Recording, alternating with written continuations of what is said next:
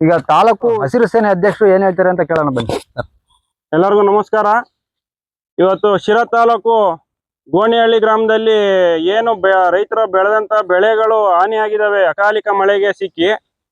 ಇದನ್ನ ವೀಕ್ಷಿಸಕ್ಕೆ ಅಂತ ಬಂದ್ವಿ. ಈ ದಾಳಿಂಬೆ ಬೆಳೆ ಬಹಳ ಖುಷಿ ಆಗ್ಬಿಡ್ತು ಬಂದು ನೋಡಿ. ಆದ್ರೆ ಈ ಅಕಾಲಿಕ ಮಳೆ ಮಾಡಿದಂತ ಇದಕ್ಕೆ ಆ ಬೆಳೆ ಪೂರ ನಷ್ಟ ಇವತ್ತಾಗಿದೆ. ಈ ಬೆಳೆಯನ್ನ ಯಾರು ನೀವು ಅಧಿಕಾರಿಗಳು ನಮ್ಮ ಶಿರಾವನ್ನ ಒಂದು ದಾಳಿಂಬೆ ಕೃಷಿಗೆ ಬಹಳ ಯೋಗ್ಯವಾದಂತಹ ಪ್ರದೇಶ ಅಂತ ಹೇಳ್ಬಿಟ್ಟು ಕೇಂದ್ರ ಸರ್ಕಾರ ಇದನ್ನ ದಾಳಿಂಬೆ ಬೆಳೆಗೆ ಈ ಪ್ರದೇಶವನ್ನ ಆಯ್ಕೆ ಮಾಡ್ಕೊಂಡಿದೆ. ನೀವು ಈಗ ದಾಳಿಂಬೆ ಬೆಳೆಗಾರರನ್ನ ನೀವು ಹಿತಾಸಕ್ತಿಯನ್ನ ಕಾಪಾಡದೇ ಇದ್ದಾಗ ನೀವು ಯಾವ ರೀತಿ ನೀವು ದಾಳಿಂಬೆಯನ್ನ ಇಲ್ಲಿ ಉತ್ತೇಜನವನ್ನ ಕೊಟ್ಟು ನೀವು ಯಾವ ರೀತಿ ಬೆಳೆಸ್ತೀರಾ? ನೀವು ಇವತ್ತು ಗೋಣಿಹಳ್ಳಿ ಗ್ರಾಮ ಒಂದೇ ಗ್ರಾಮದಲ್ಲಿ 250-300 ಎಕರೆ ಜಮೀನಿನಲ್ಲಿ ದಾಳಿಂಬೆಯನ್ನ ನಾಟಿ ಮಾಡವ್ರೆ. ಅವರ ಹಿತವನ್ನ ನೀವು ಕಾಯ್ದೆ ಇದ್ದಾಗ ನೀವು ಮುಂದಿನ ದಿನಗಳಲ್ಲಿ ಯಾವ ರೀತಿ ನೀವು ಇದು ಮಾಡ್ತೀರಾ? ಹಾಗೇನೆ ನಮ್ಮ ರಾಜಕಾರಣಿಗಳು 2 ರಾಷ್ಟ್ರೀಯ ಪಕ್ಷಗಳಿದಾವೆ. ಒಬ್ಬ ರಂಗೋಲಿ ಸ್ಪರ್ಧೆ ಮಾಡಿಸ್ಕೊಂಡು ಓಡಾಡ್ತಾನೆ, ಒಬ್ಬ ಕ್ರಿಕೆಟ್ ಆಡಿಸ್ಕೊಂಡು ಓಡಾಡ್ತಾನೆ.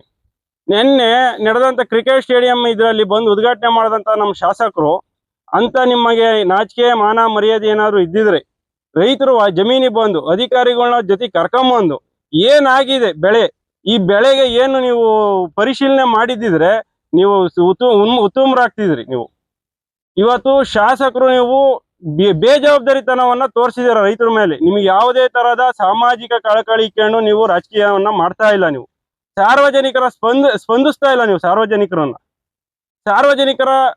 ಸಾರ್ವಜನಿಕರ ಕೈಗೂ ಸಹ ಸಿಗದೆ ನೀವು ಓಡಾಡ್ತಾ ಇದ್ದೀರಾ. ನಿಮ್ಮ ಹಿಂಬಾಲಕರನ್ನ ನೀವು ಡೆಲ್ಲಿಯಲ್ಲಿ ಓಡಾಡ್ತಿದ್ದೀರಾ ಬಿಟ್ರೆ ಸಾರ್ವಜನಿಕರ ಕಷ್ಟ ಆಗ್ಲಿ ಅವ್ರ ಸಮಸ್ಯೆ ಇದೆ ಅನ್ನೋದ್ರ ಬಗ್ಗೆ ನೀವು ಯಾವುದೇ ತರದ ಇದನ್ನ ಕೊಡ್ತಾ ಇಲ್ಲ.